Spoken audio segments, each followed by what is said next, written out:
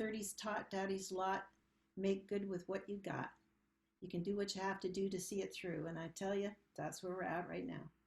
Focus on love, love what's in focus. Aim for above because the ceiling's focus. Focus on love what's in focus. Aim for above because the ceiling is bogus.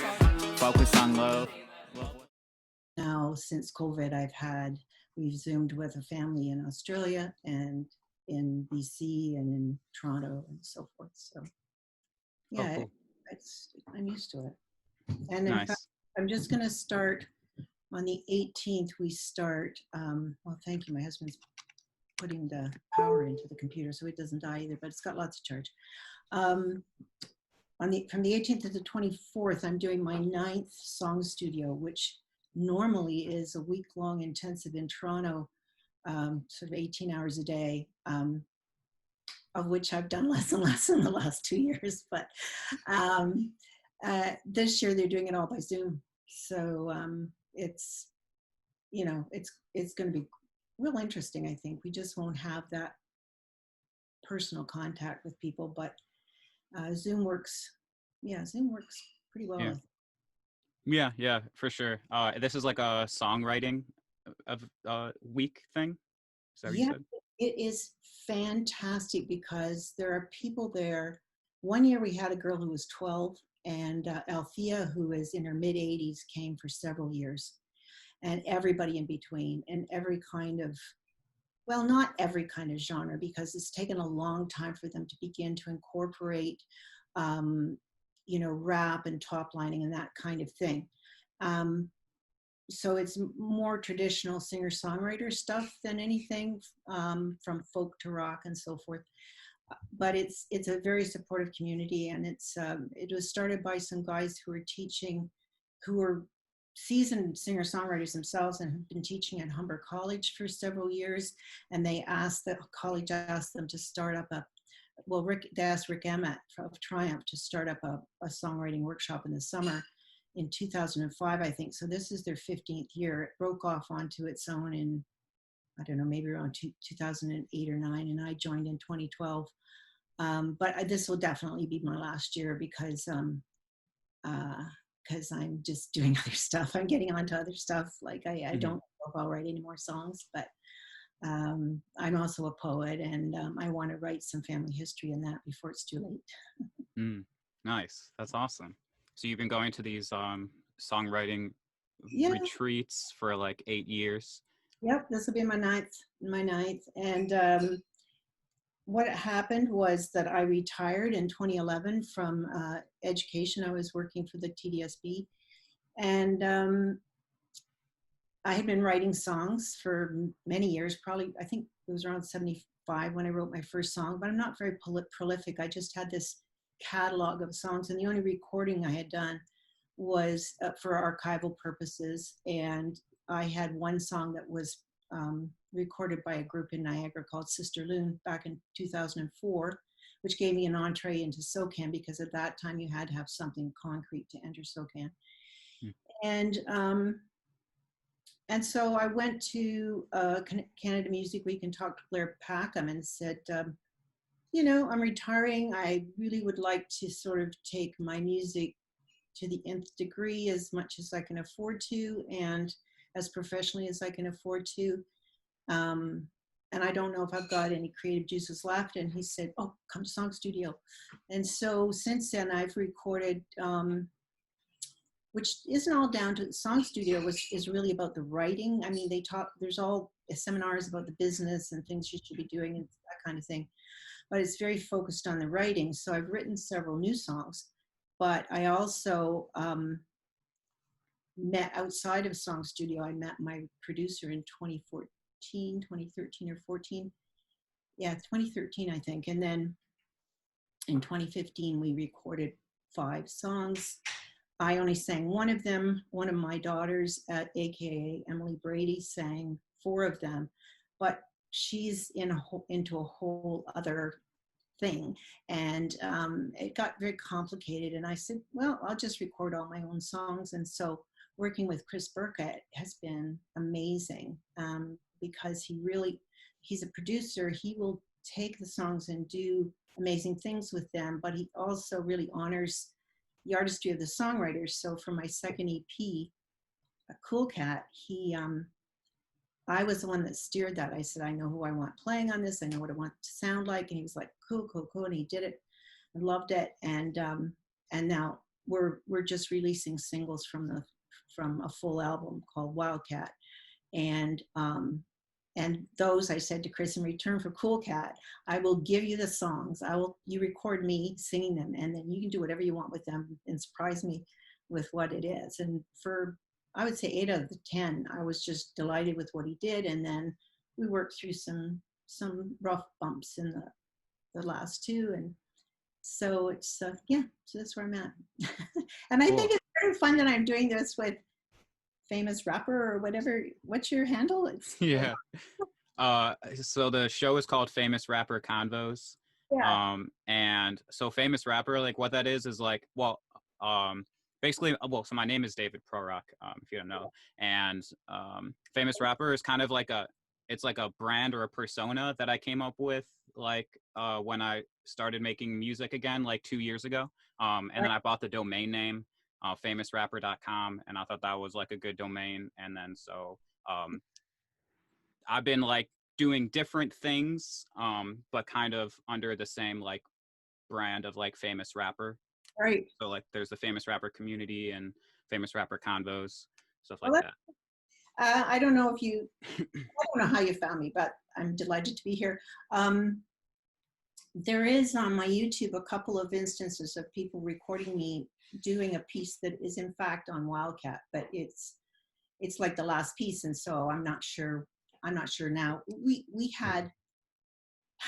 We were going to launch the album in, originally we thought January, and then Chris and his partner were launching their album in January. So I said, that's fine.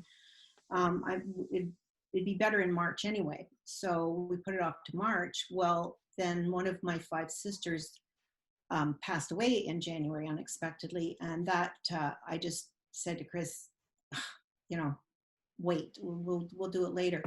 So because I had to, get through that. And so we had it booked for Say What in Toronto for June the 6th. And we had all the rehearsals lined up and everything. And then COVID struck. And of course, all the venues shut down, but also we shut down. My husband and I came home and stayed here, basically, got everything delivered. Like we're in our 70s. There's no way we're going to mess around with this thing. Right.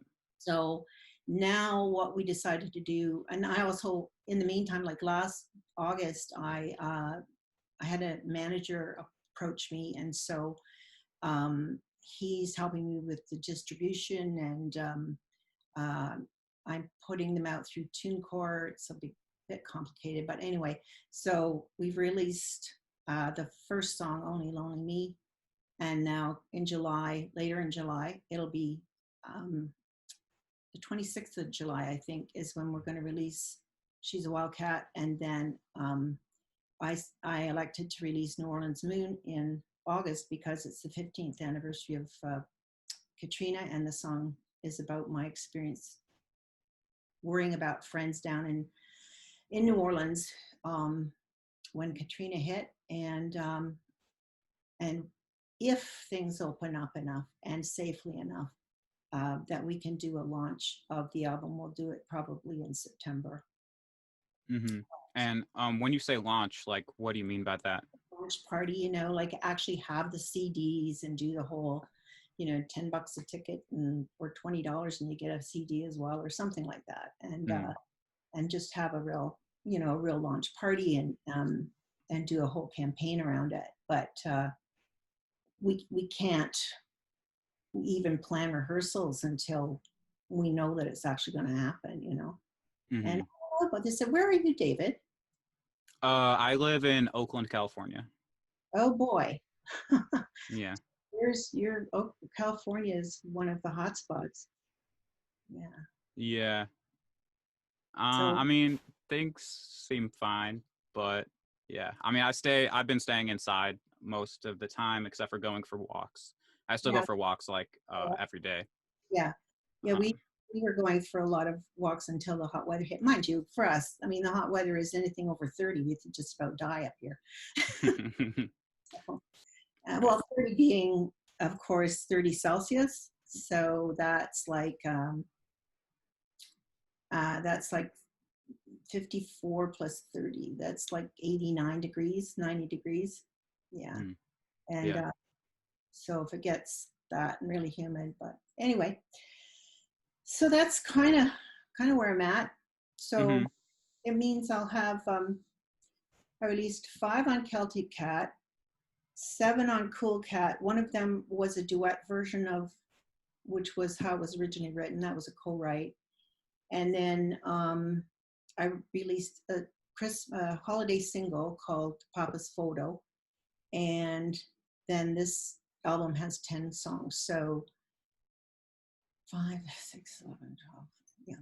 So since 22. There's 22 songs, yeah, altogether that I've released. And I have other music projects going on, but right now what I'm really interested in doing is getting more lyric videos and music videos done with, you know, so there can kind of be a re-release of the older songs as we go along, or simply do, you know, focus on Wildcat right now. And then tell you a funny thing that's happened though, which is really crazy.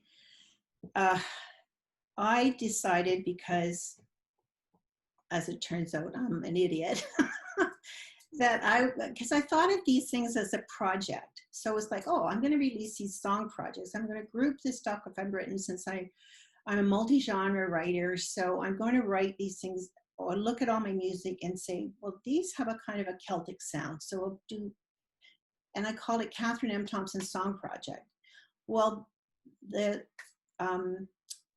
Celtic Cat, Cool Cat, and Papa's Photo were all mastered by one man, and he included Catherine M Thompson's Song Project in the metadata, so that when it went out, it went out, and on Spotify and Apple and so forth, iTunes, it was Catherine M Thompson's Song Project.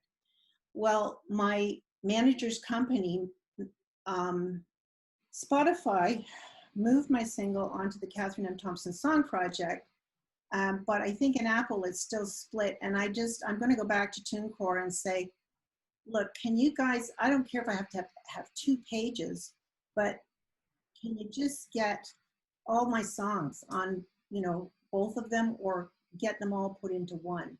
And I would prefer, at this point, I think it would be better for it just to be Catherine M Thompson. Catherine M Thompson Song Project is really a long involved thing. And yeah, so I just have some work to do there. Yeah, so it looks like the other people aren't going to join, so we can just get started with what I had planned. I mean, you basically did it already, but so like the question that I ask is, if you could tell your entire artist story from like how you started with music to get where you are today in 3 minutes, what does that story sound like? Okay, well, what happened is that I'm not a musician. I don't play an instrument. I'm in fact a dancer. I started dancing when I was 7. 4 of my 5 sisters studied music. I'm the one that writes songs. And the way it happened was real simple. I was taking, I was doing my degree at York University when I was like around 30 when I finally graduated. So in 1975, one of our composition teachers had us keeping a journal, and I was writing this in this journal, this thing, and I looked at it and I thought, oh my goodness, that is the cheesiest poem I've ever written. And I thought, it kind of reminds me of a country and western lyric or something. And it bounced around in my head, and I finally said to my husband, I've written a song. And he got a friend who's a session musician to come by. And they said, well, let's hear it. Maybe I can put some chords to it, you know. So I sang, and I closed my eyes and sang it. And I opened my eyes and looked at the 2 of them, and they were just gobsmacked. And my husband said, where did that come from? And I said, well, I told you I'd written a song. And that's how I started. And that song has never been recorded, probably never will be. But I've tried to learn to play an instrument. I've tried keyboard, I've tried ukulele, I've tried guitar. I, I don't have it. For some reason I can dance, but I can't make my mind and my hands work together. So I gave up on that. I found musicians that can listen to my song, and it's just a little backward. In my brain, I get the words and I get the melody, and they're in there until they can come out my mouth. And then when I do, the musicians can play the melody and they can build the chord progression on the melody instead of the other way around, which is the way most songwriters do it. They get a chord progression and then they, develop a melody and they develop lyrics. Mm-hmm. So I'm not the only one. I've met some others who do the same thing. So I call myself an a cappella singer-songwriter because I don't play an instrument. And I'm quite comfortable, I think, maybe from doing a lot of poetry recitations and being a storyteller in that, I'm quite comfortable just singing by myself. I can hear the music in my head in a way. I mean, I hear the melody, I think. I know how it goes. And, but there is a real joy in hearing the instruments played with the songs, of course. It's taken me a really long time to get used to singing with accompaniment because it's distracting. I'm so used to hearing what goes on in my head that for all of a sudden it to be outside of my head, it was like, wait, what's that? And then I get into this cycle of trying to sing with the music, and then, but however, we're getting past that. So I've had really good experience, and I learned that at Song Studio. I went in the first year saying, I'm a songwriter who has no way of conveying my songs other than singing them, to by the end of that first week in 2012 saying, oh, I'm a singer-songwriter. I don't play the guitar, I don't play keys, but I am a singer-songwriter. And my dad had been a musician as a young man, and he passed away probably in around 1981. It's awful, I'm not sure, it's 81 or 82. And I wrote that first song in 75. So I'd written several songs by the time he died, and I, not a deathbed promise or anything, but I had said to him, Dad, someday I'm going to do something with my songs. And that's what I made. That's what I just decided to do in retirement, was to, like I said, take those songs to the nth degree, to as far as I could afford to go professionally, so that I had it in front of me and I compare it to an artist painting a picture. One of my sisters was an artist. She's the one that passed away in January. And so she could spend, 3 weeks or 3 months in front of a canvas until she felt it was finished. And there it was, that was her painting. So I needed to have that concrete thing in front of me, the CD or the thing on iTunes or whatever, to say, this is my song, this is what I wrote, and it will be in the world without me, that's kind of what I'm doing. And cool. Yeah. That sounds good. Yeah, so what you said was you've been involved with music like your entire life. Originally you were a dancer. You started dancing when you were 7. I think other members of your family, your sisters, were dancers as well. And we're musicians. Oh, they were musicians. You were the dancer. Myself and my youngest sister were dancers. My second youngest sister and my 3 older sisters all studied piano, and then Helen took up the guitar as well, and Evelyn took up the violin. So, but the music, I think the music became internalized. All the music I listened to when I danced, all the music I heard my sisters playing hours on end every day. And my father would play like big band albums and that, and say, oh, listen, that's the bass, there's the tuba, that's the saxophone, and so it was all incorporated into me. And then I think like most people, I started writing bad poetry when I was about 14 or something, and those two things melded into the songwriting. And it's interesting because my poetry is my poetry and my songs are my songs. And there's only very few occasions when a poem has morphed into a song. There seems to be 2 very different structures. Okay, got it. So your other members are musicians, and your dad showed you big band songs, and so music has like was like ingrained into your physical body since you were young, and so that's so you were a dancer and all that, and you like to write poetry since you were 14, and when you were about 30 is when you wrote a poem that you thought sounded like a song, and you brought that song to a group of musicians, and um, you sang it to them, and they were all impressed, and they were able to like add accompaniment to that song just based on what you sang, and then you continue to create music in that way where it all starts like internally to you, and then you're able to sing it and perform it to others, and then they can take that and then build the song around your contribution, which is like the lyrics and melody of it. Right. And you had doubts for a lot of your life of like whether or not you were truly a musician or singer songwriter doing it in this way, but more recently I think you did some songwriting workshops where you discovered that that is like being a singer songwriter, and your dad died in 1981, and at that time you had the idea that like eventually you would make your songs into something, and that's kind of what you've been doing since retirement now.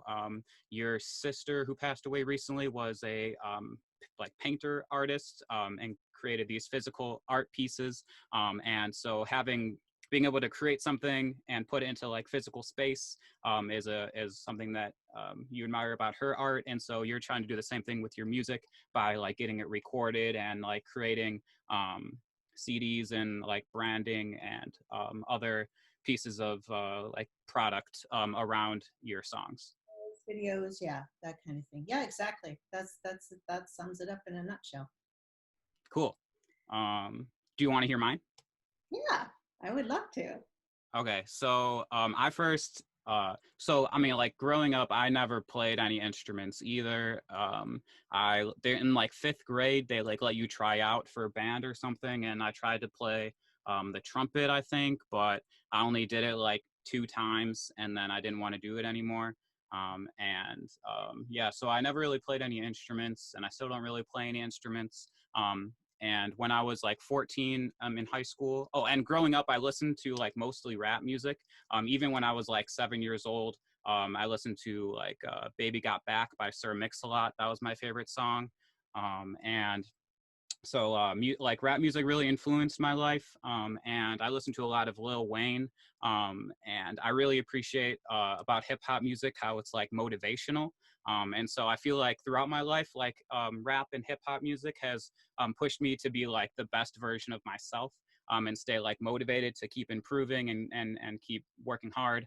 And when I was like 14, I went to my friend Faraz's house, and he had a Mac computer, and he showed me a song that he made with his cousin, and I was like just impressed that he created a song at all, and so I was like, I definitely need to learn how to do that because that's a great skill, and so we then went to like record and post like 10 songs on YouTube, rap songs, where we downloaded the beats from YouTube, and then recorded on them with GarageBand, and then posted them online. And it got to the point where like always wanted to be making songs, and he didn't like making songs as much as me, so I would always want to go to his house just because that's where like the tools to make the songs were. And then yeah, so eventually that didn't work out anymore, so then I had to learn how to do it on my own, so I got Audacity on my laptop, and I started working with another rapper, like a good friend of mine who was a friend from childhood. I basically like convinced him to start rapping because it's fun. And then throughout high school, I had like a few different rap partners who we were like making songs together and posting them on YouTube primarily, and sometimes SoundCloud.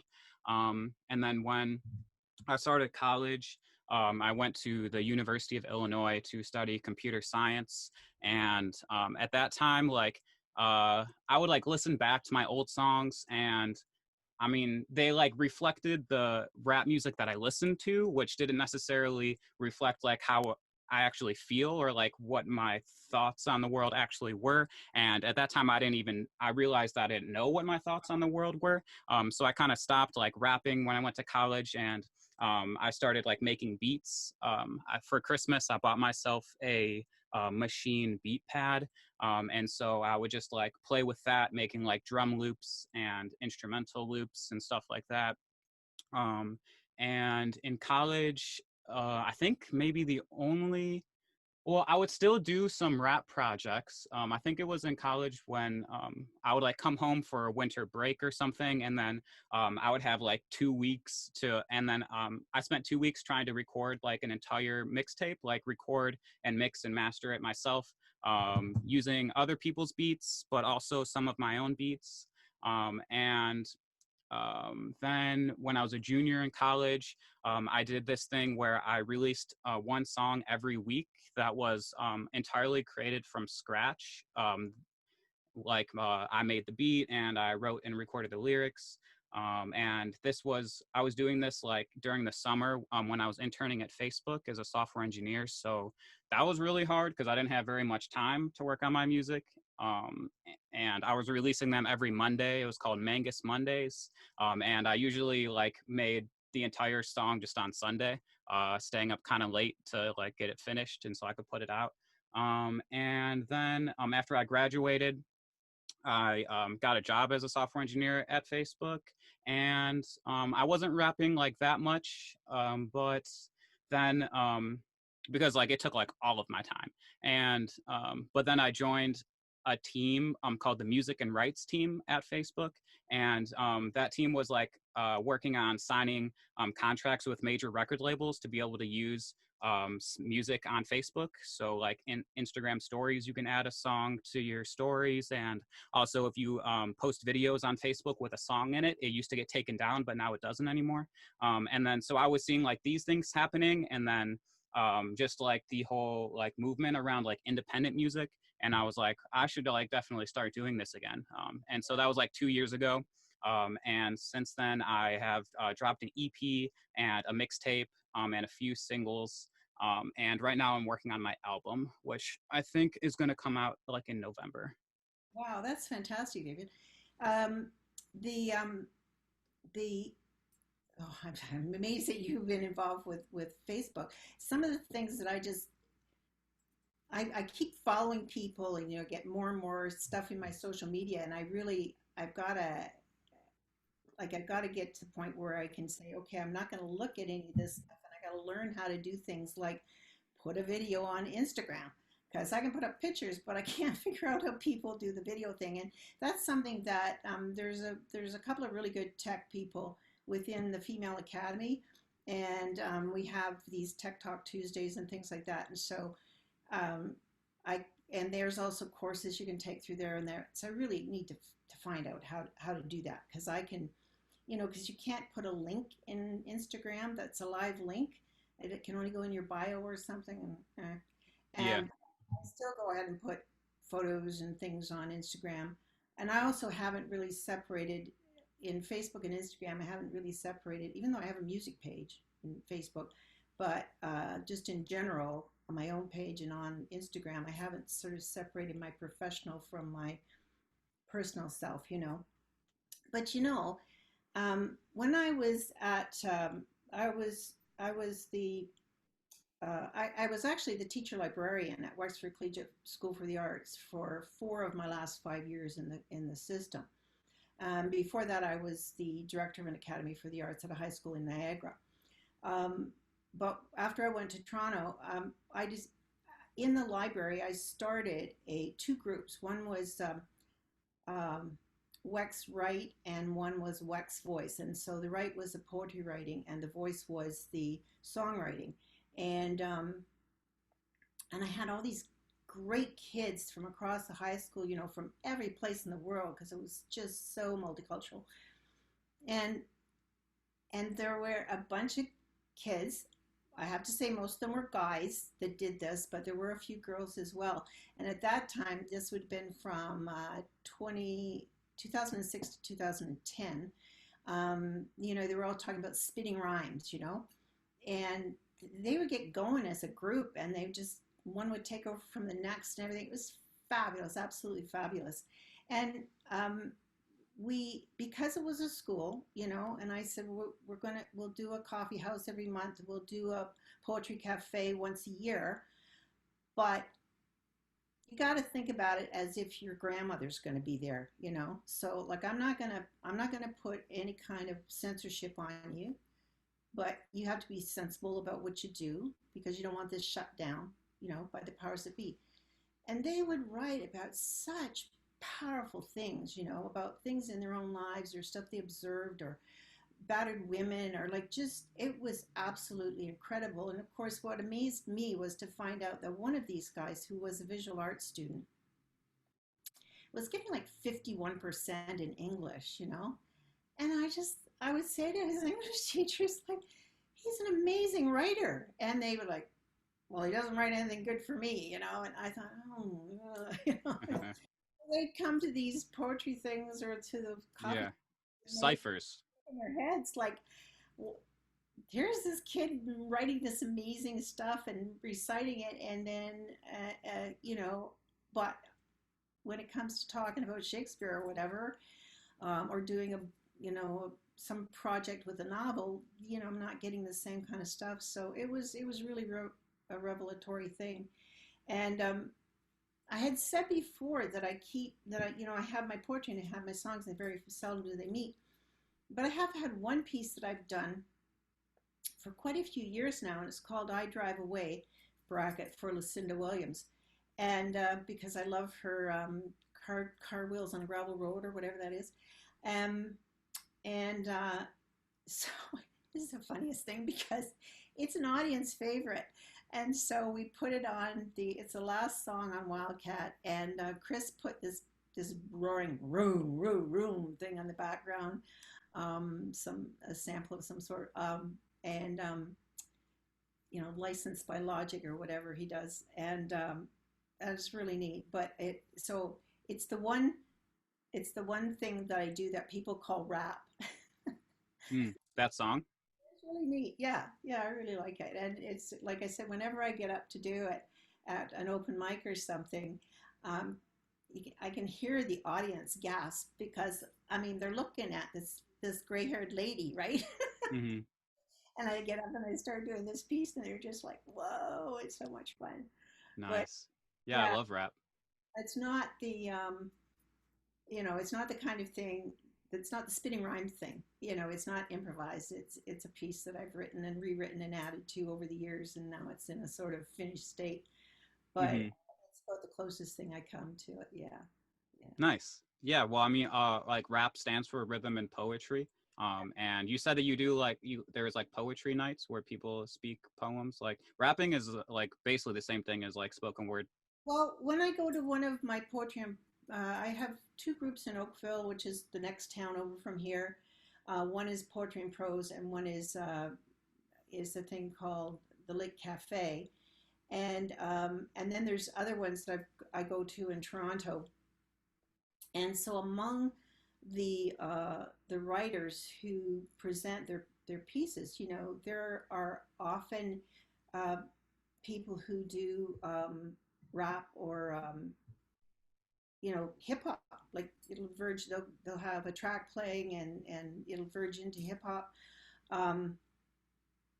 I've got a couple of real favorites. One is a guy named, well, mind you, he's a poet. I was going to say Brandon. He's a Canadian. He's a dual citizen, American and Canadian. So he's he's sometimes in Seattle and sometimes in Toronto, and now he's living in Montreal. Brandon Pitts. He's fabulous. If you look him up, he's just amazing. And there's another guy, and I can't think of his name right now, but he's a really powerful there's spoken word artists is what they are, really. But Brandon is more towards the poetry side of spoken word, and the other fellow I'm thinking of, whose name I can't remember, is more towards the rap, hip hop kind of, not hip hop, but definitely rap. Yeah. So it's a whole mixed bag. You hear all kinds of poets from some guy gets up, well, here's my chapbook that I wrote a series of sonnets based on such and such, and it's this kind of sonnet, and Nice. I write haikus, or I do this or that or the other thing. So you get really immersed into it. Uh, but that divide between poetry and music and like poetry and songwriting, I think is where rap and maybe some hip hop falls as well. But Yeah, definitely, definitely. I actually I perform or I used to perform with a team called Deadbeat Poet Society. yeah, And then this is we do rap improv shows. And I know that name, Deadbeat Poetry Society somehow. I must have. there's a movie called The Dead Poet Society. No, I'm not thinking of that. I know the movie. Okay. That was a lot of names movie. No, I'm thinking of that group, and did it have a presence on Facebook and YouTube and stuff? Because Mm, I'm we have like a Facebook page and an Instagram page, but it's not very big. It's right. possible that someone else used the same name as well. That's true too. Yeah. Yeah. And so we would do shows. Basically, we get input from the audience, and then we would do improv scenes. And then at the end of the scenes, the our beatboxer would like drop a beat, and then people on the sidelines would like sing a hook. And then the characters in the scenes would start rapping to each other instead of talking. Yeah, and then we also did a segment where it was like a spoken word poetry thing. So there was like no beat, and then one person would come up and be like the announcer, and then they would be like, "We have a very special guest today. This is Brandon, the banana loving baker." And then so then one of the people would have to come up and then do like a spoken word like poetry thing, like as this like random person That's, that they were just endowed with. yeah, So I've so never gotten into. I never did get into anything in the way of like improvised stuff myself. But yeah, with I Drive Away, usually when I recite it, I say, "Is there anybody here who can provide some beatbox?" And usually there is. I did a soundtrack of the city concert like set in Toronto last, I guess, about a year ago, and it was no, it was a really small little place, and so nobody responded. And I said, well, okay, well, just if you feel like adding some percussion uh, as I go along. And so it was really neat because people started tapping on the table and snapping and clapping and things along with it. And on the track for Wildcat, what Chris did is he is beatboxing as well as having this car sound going in the background, uh, and yeah, it's really neat. And yeah, so if you look, go onto my YouTube channel, you'll see there's a couple of versions of it on there. The one that I think has the entire piece on it is one that I did with Jeremy Voltz, who's an amazing singer songwriter, has this great group that travels around the country, usually when we don't have COVID. And but do you know the name of the video? well, it would be just I Drive Away, I guess. Yeah. Okay, cool. I can put the link to the video in the video description so people that are watching this can see it. And yeah, that's probably the best one because I think there's two or three other pieces of it. Hmm. But I'm going to be excited to see what we can do with that song when we get to it in terms of a lyric video or a music video. Yeah, cool. Well, I think that's a good transition. So far we've been talking about mostly like our artist stories up until now. So then this next portion is so if you were to think ahead 12 months from now, so July of 2021, like where do you hope to be with your music and your art? And also like how do you plan to get there? Well, I certainly hope to have had at least all 10 of these tracks released by then, and in fact, hope to have had the album launched. Um, and and over this next year, like I said, other than that, what I want to focus on is getting the music videos made. Now, what is disappointing in terms of the COVID is that, like I said, I was just really getting used to working with Chris and Shari Talon, his music partner, performing, or getting Alistair Bradley, one of the other friends who has really helped a lot with music, did a co-write with me, but uh, going and doing concerts and sets, and I was just really kind of getting into the groove of that, because I did last year. I did two. I did in the spring. I did Soundtrack of the City. In the fall, I did Indie Week, or vice versa, however they did those, and it was really exciting, really fun, and so other than not just doing open mics, but actually doing concerts. And I did three concerts when we launched Cool Cat. So I'm getting better and better at that. We did I did one half-hour set for Jen Phipps All Around Music Showcase um, in May 23rd. And the unfortunate part about that is I didn't record it, and she did it. However it is that she did it, she can't seem to get it down off of Facebook so that I can have it and put it up on my YouTube channel. Yeah. It's a bit frustrating, but you can find it on Facebook under All Around Music Showcase. So I'm hoping to be doing more of those, but the project, the thing that I'll be spending money on besides any kind of PR for the pieces that go out and the album that goes out is will be on videos of some kind, either music videos. Like we shot a music video for Only Lonely Me, but it was a bitterly cold day, and I think we cut some corners and stuff. And when I saw what Christian, the guy who was doing the recording, had put together, I was like, oh, guys, like, you should have told me my coat was all bunched up around my, above my waist. I'm just like, ugh, stuff. And like some of it is just ego.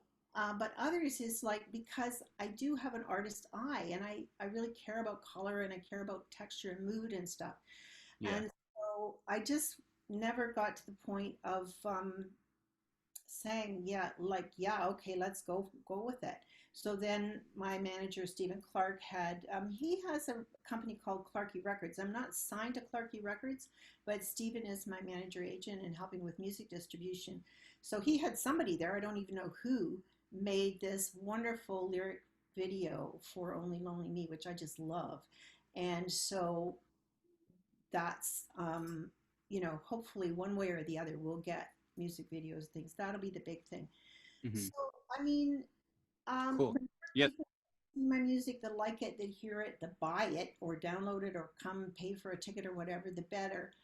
But it's not for me about making money. I mean, it would be really nice if I could break even at least, and I don't even know if that's possible, because what I'm doing is expensive, as expensive as I can afford in terms of the way the CD looks and everything, because I'm more interested, like I said, in getting something I'm happy with there.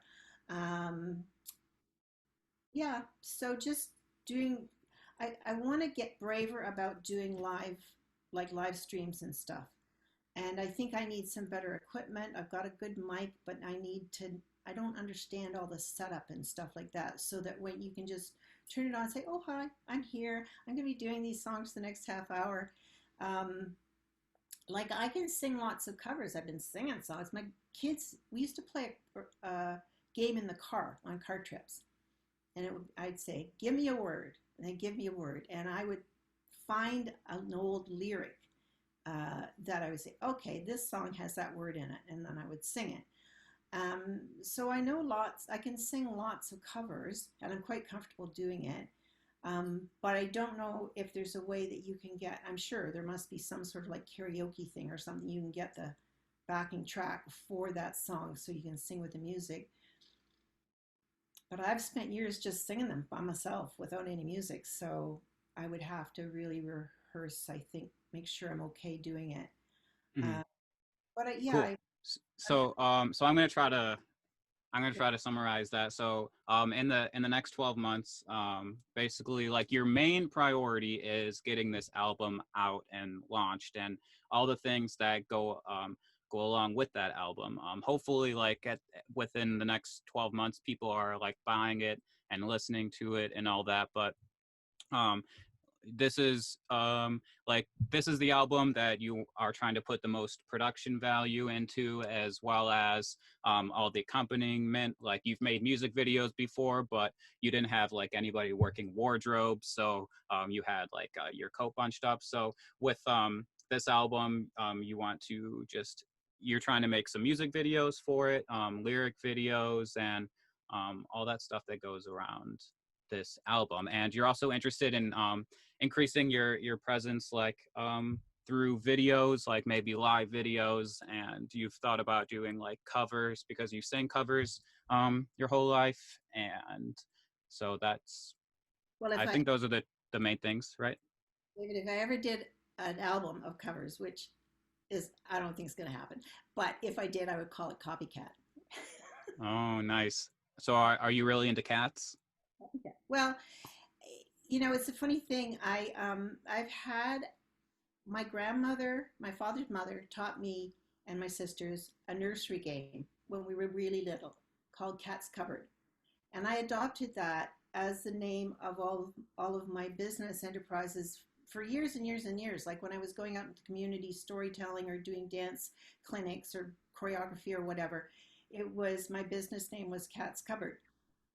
And so I registered that as a sole proprietorship when I started these projects, and so Cat's Cupboard has been my business identity.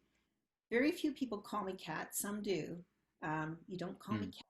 I won't have Kathy, but any other name around Catherine's fine.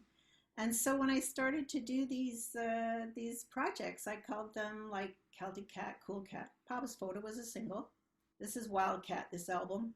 And like I said, if I did a lot of copies, maybe I would do a copycat live stream and Hmm. something like that, just for Yeah, fun. that'd be Uh, cool. I know I didn't even make that connection between cat and your name, Catherine, but that makes a lot of sense. So in this album, is this like the most wild cat? well, the songs all either have the word wild in them, like in Only Lonely Me, there's a line that's a wild wind whipping through my hair. And there's the in New Orleans Moon that's coming out. I don't think there's no word wild in it, but it has it's shaped like a hurricane. It builds up in intensity and it starts out very smooth, and then it gets and then it goes whoa, and then it gets calm again. So it's the eye of the storm, right? So it's like a wild thing in there. Hmm. um the rap that I do, I drive away, it starts out saying, I am a wild one, I've led a straight life, and that wild one keeps coming back in. And so there's one that's sort of like a country ballad thing, and there's a line that says, inside with years her life grew calmer, but inside her heart grew wild, or something like that. Or you know so it's just this whole mishmash. Well, Chris calls it my rock album, but it's very rocky in some parts, and it's not, but it's got the word wild in it. It's all these Nice. on our album. Yeah. Cool. So if you were to plan out that copycat album, what are the songs that would be on it? Oh well, I love Joni Mitchell. I would for sure put a Joni Mitchell song on. I might put a Leonard Cohen song on, but I also love songs like by Cole Porter and Peggy Lee and stuff like that. Like I just being in my 70s, man, I've heard a lot of music in my life, a lot of music. Hmm. Uh, so yeah, I would. I couldn't tell you right off the top of my head what all the songs would be, but like I was really looking forward last December to doing Chris Chris was having Chris Berker was doing a holiday celebration every December at say at 120 Diner in Toronto. And last December, after we had it all planned out, it got bumped by a private party. So I didn't get to do it. But I had learned Joni Baez, not Joan Baez, Joni Mitchell's River, which is beautiful. You know, I wish I had a river that I could skate away on, is the line in it. And it's beautiful. So, you know, I know a lot of songs. Yeah. Cool. Well, I mean, I like that idea, and that could be a good like promotion for your album as well.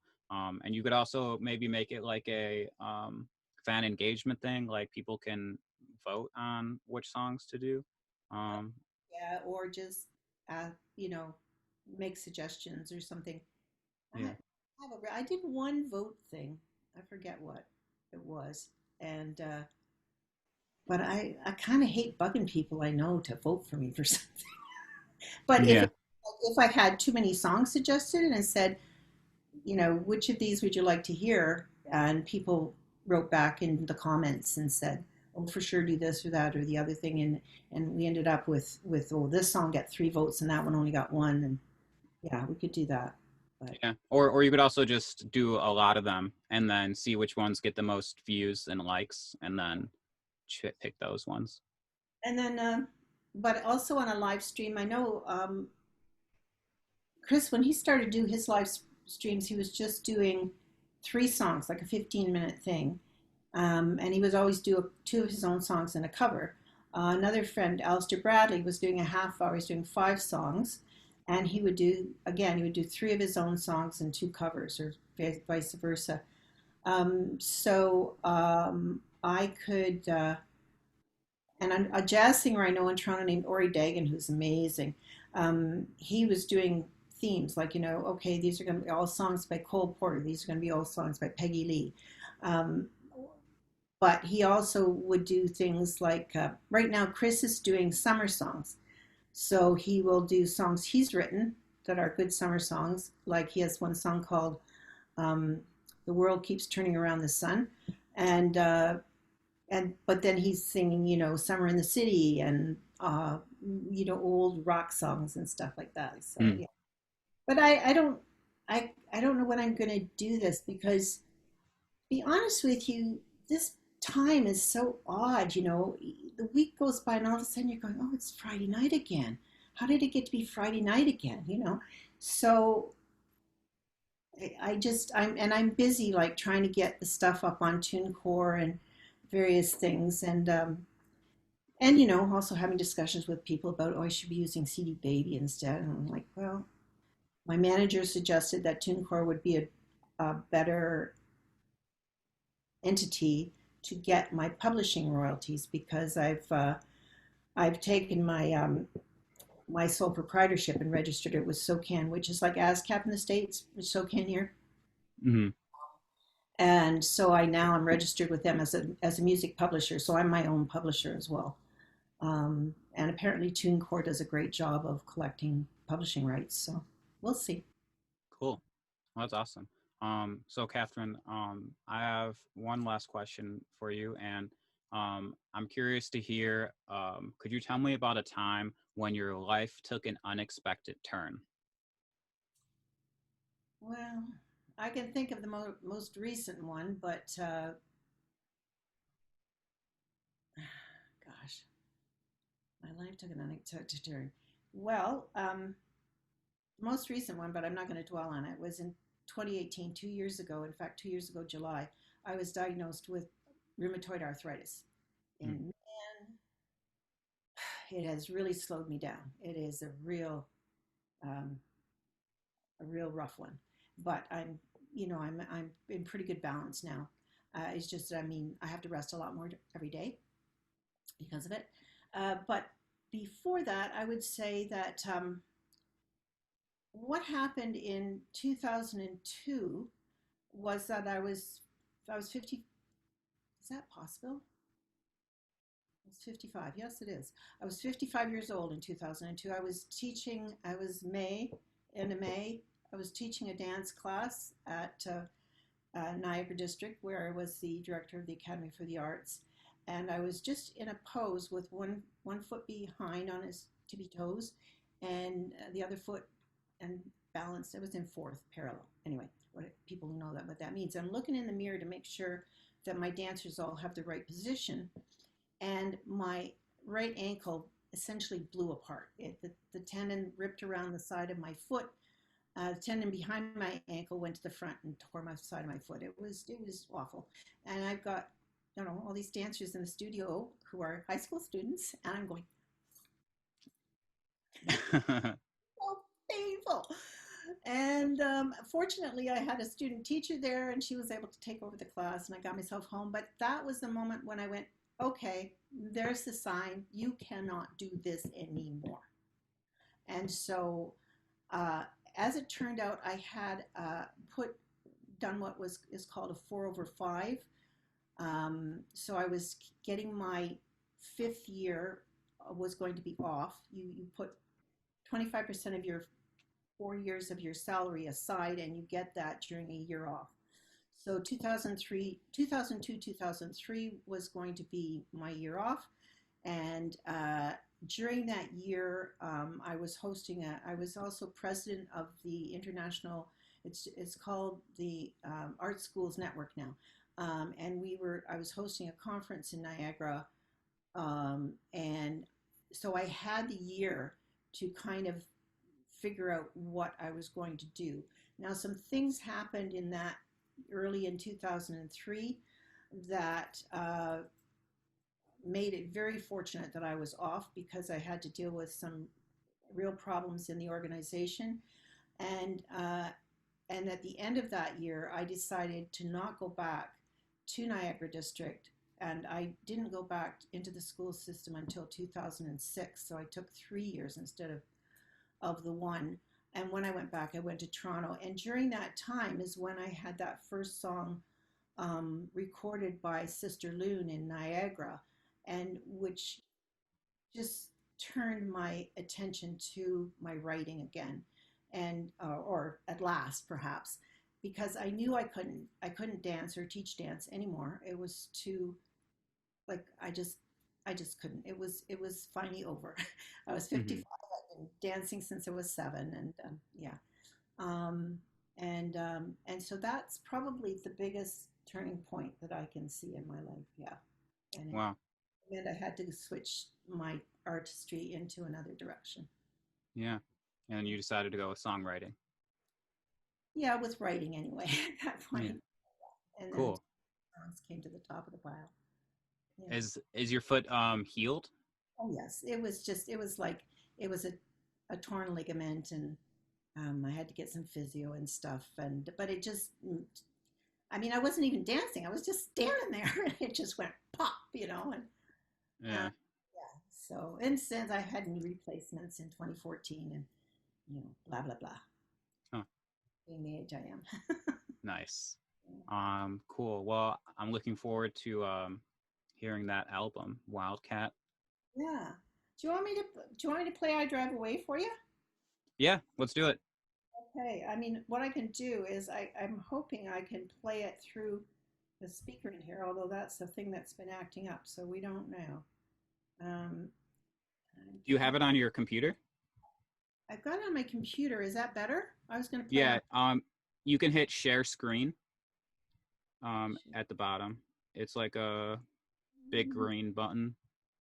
Oh yeah, share screen right there. Doop. Yeah, and then at the bottom of this screen, there's a box that says share computer sound, and also optimize screen share for video clip.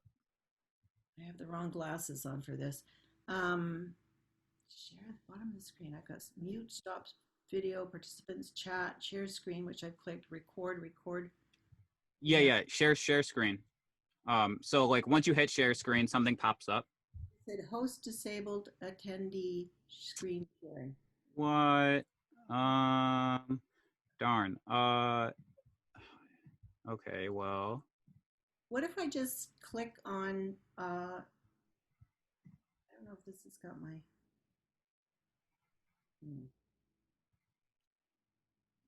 Oh, are you thinking of YouTube?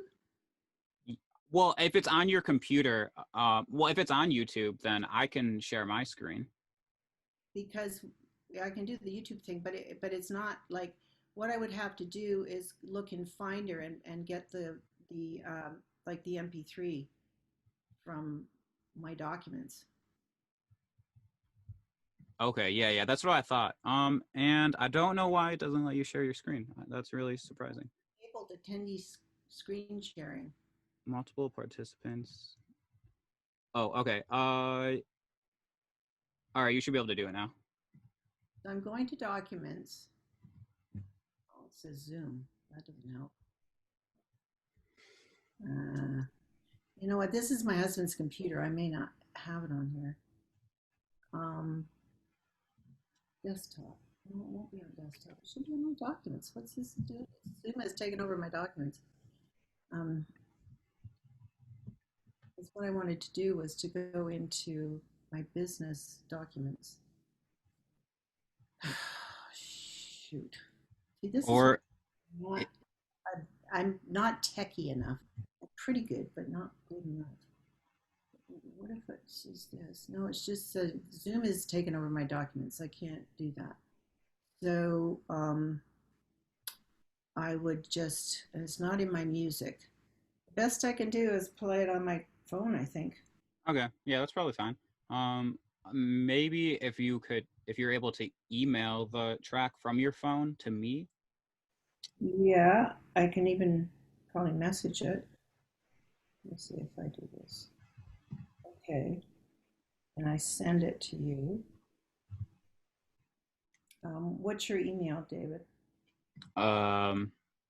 David James Prorock, PROROK at gmail.com. That's your actual name, eh? That's pretty neat. Yeah. Prorock. I thought maybe it was an alias. Okay, David James Prorock at Gmail. I'm hitting refresh. Yep, here it is. Cool. Okay. So now I'm going to share my screen. This is just a song. This is not the, this isn't the video. Can you hear it? Oh, yeah. Is it really loud? It's okay.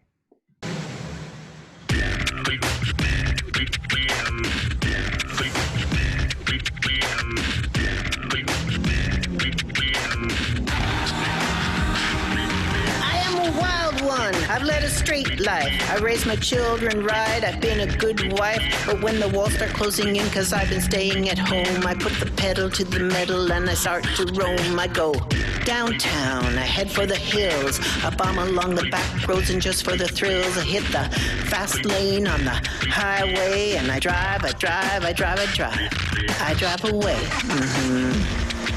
I drive away.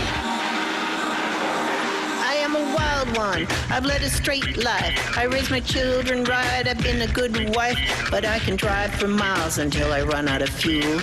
Rolling down the highway, listening to Lou. It takes a road trip to take away my stay-at-home blues. I drove into Quebec with my sister and a friend. We went to get my mother and bring her home again. I've done the family camping from the west coast to the east and down to the Smithsonian in Washington, D.C. We went to Tadoussac. We went to PEI. We crossed Vancouver Island and cross the mountains high. I love to go with company. I love to come back home. But sometimes when I travel, I just have to go alone. I've been to Pittsburgh. I hopped through Lewisburg, Harrisburg, and Gettysburg town. I drove the Shenandoah Valley to Kentucky on my own. Spent some time in San Diego on the dock of the bay. Took a night drive across the desert heading east from LA. Wound up to Idlewild at dawn, San Bernardino way. I dropped some coins in Vegas, but I didn't really play. I drive, I fly, I get aboard a train. I've been to New York City, and you know I go again. I am a wild one. I've led a straight life. I raised my children right. I've been a good wife. But when the walls close in, I hit the highway, and I drive away. I drive away. I drive away. drive away. I drive away.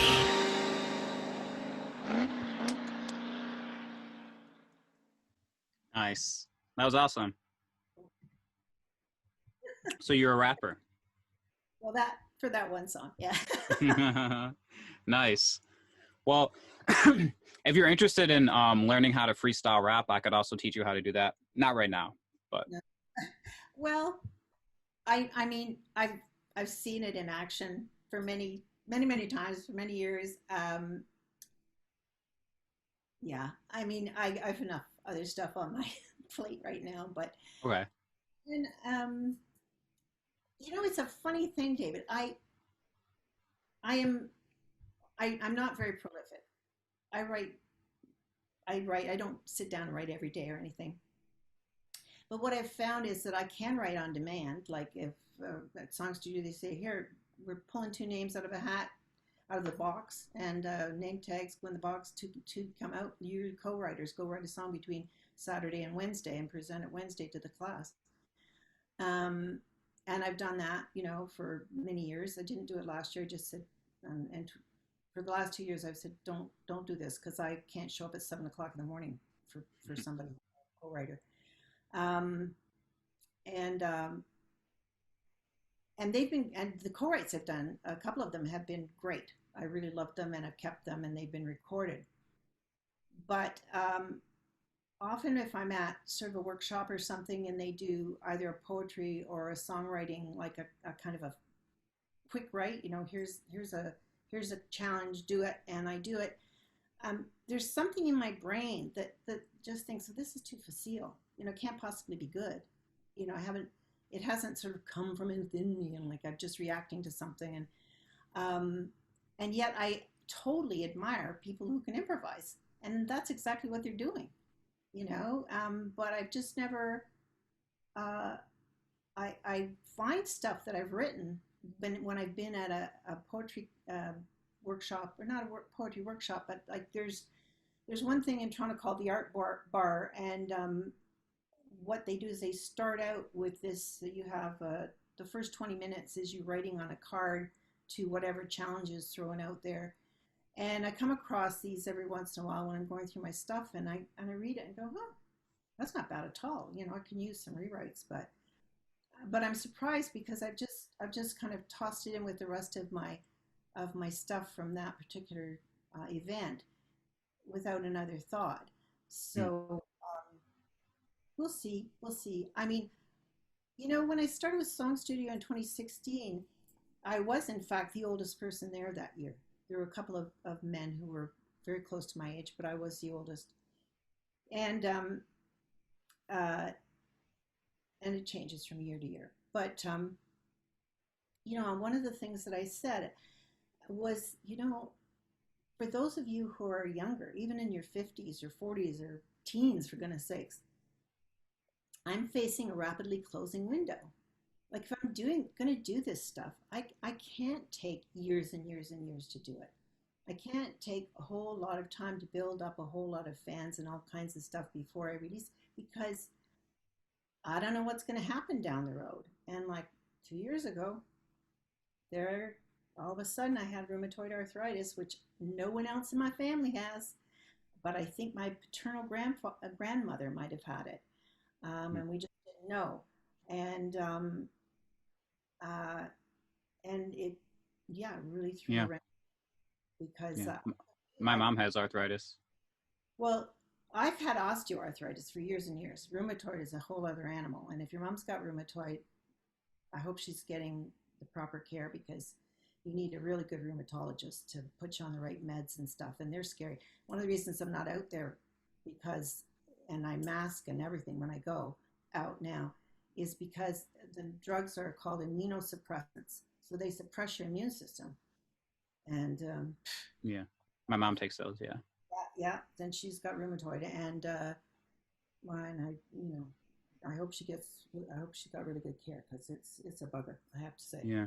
And and it's really slowed me down. And so now I feel even more, you know, like saying, well, it'd be great if you taught me to improvise, but I got this other stuff I have to do, and I have, I have only so much energy to do it, so I have to do it first. Yeah. That makes sense. Yeah. I mean, based on what you were saying earlier, I like how, when you sing your music, it comes from like within you. Like that's basically like how freestyling works. So I figured like, you'd be pretty good at it. And also, it also allows you to like write songs way faster, because you can just get like everything out of you, in a, like easily, which is good. Like for example, my mixtape that I released, it has 11 songs, and it's like 26 minutes long, I think. But the entire thing I just recorded in one freestyle. I just freestyled for 38 minutes in a row, and then that turned into like a 26-minute mixtape. And so, especially like if you feel like a time crunch, like being able to freestyle songs is a good way. Could be a good way to just get it all out as fast as possible. Yeah. So consider it, but I mean, I can't force you.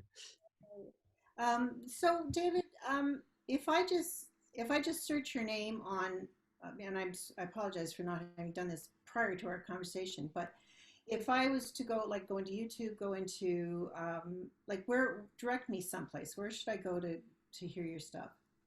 To hear my music? Yeah. Well, anything you're doing. So if you so there's, oh, sorry, Siri started talking to me. Oh, and now she's gonna do it again. All right. So to find my music, you can search David Pro Rock, better, and that's probably enough. And is that, did you say iTunes? yeah, that works. It's kind of weird. I don't actually know why, and maybe it's something I need to fix, but if you just search my name, David Pro Rock, it doesn't actually show up as the artists. It only works if you search like for one of my songs specifically. Okay, I've got, they've searched David. Yeah, my mixtape is called David Pro Rock Better Than Before. Oh, I see, that's probably,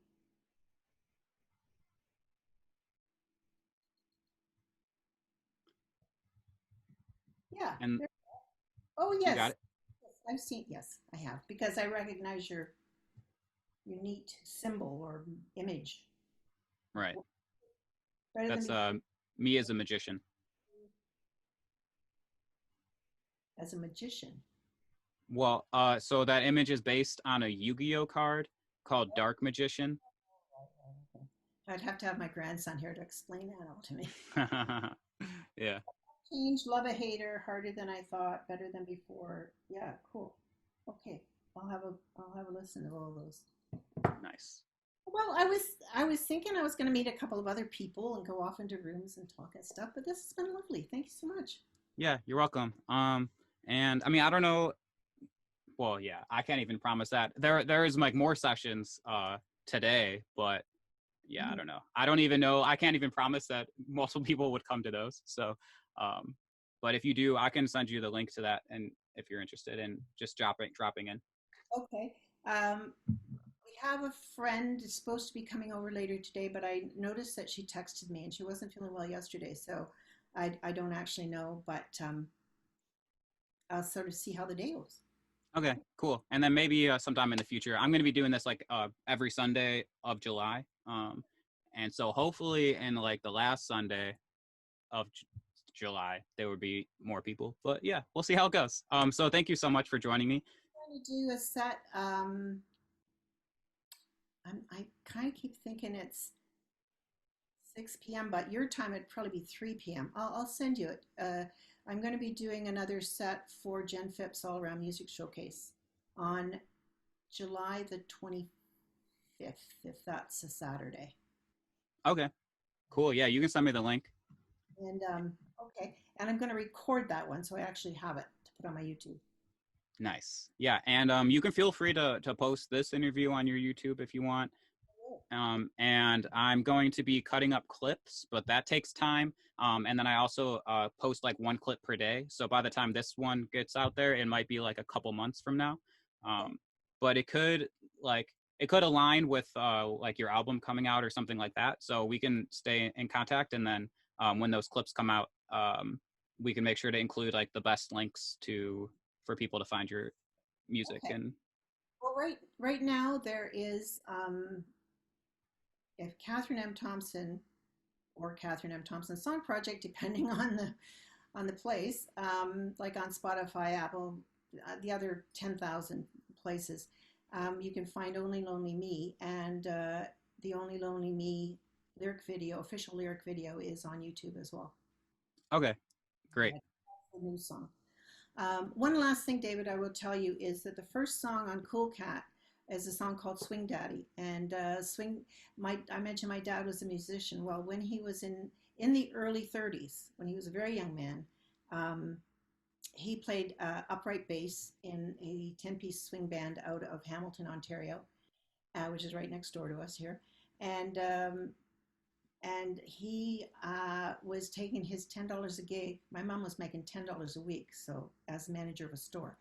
He was getting $10 a week, which was going to help support his mother and his younger sister and brother. And he had his bass was on the top of the band car, or one of the band cars, and the big storm came up and blew it off the car and smashed it to bits. And there went his music career, and he had to do something, so he started driving a bread truck, a horse-drawn bread truck, delivering to the shop my mom managed in Hamilton, and that's how they met. And so the song Swing Daddy is about that. And it also has a line in it. The chorus starts, "The 30s taught Daddy's lot, make good with what you got. You can do what you have to do to see it through." And I tell you, that's where we're at right now. Mm-hmm. That's beautiful. Thanks, David. Thank you. Okay. And I mean, I guess, and one more thing. You mentioned like posting Instagram videos. So like, you Instagram, like it would work pretty well if you could just take clips of this where you're just talking about the different things, and just like you could post short videos of that. There is an operative word there. You can take clips of this. It's figuring out how you get the clip that I don't know, but I have lots of people in the family who are, I have my youngest daughter and a niece who both work in film productions, so I'm sure they can figure it out for me. Okay, I can also once this gets cut up, which I'm not sure like when, I have someone else do it for me. So maybe in the next like 2 weeks or so, and then I can just like send you all of those clips. Okay, I'll take my glasses off to say goodbye so you can actually see my eyes. That would be great, and I will do that. Awesome. Bye. Bye. Focus on love, love what's in focus. Aim for above because the ceiling's focus. Focus on love, love what's in focus. Aim for above because the ceiling is bogus. Focus on love, love what's in focus. Aim for above because the ceiling's bogus. Focus on love, love what's in focus. Aim for above because the ceiling is bogus. I wanna lay down a never-ending road. We never go to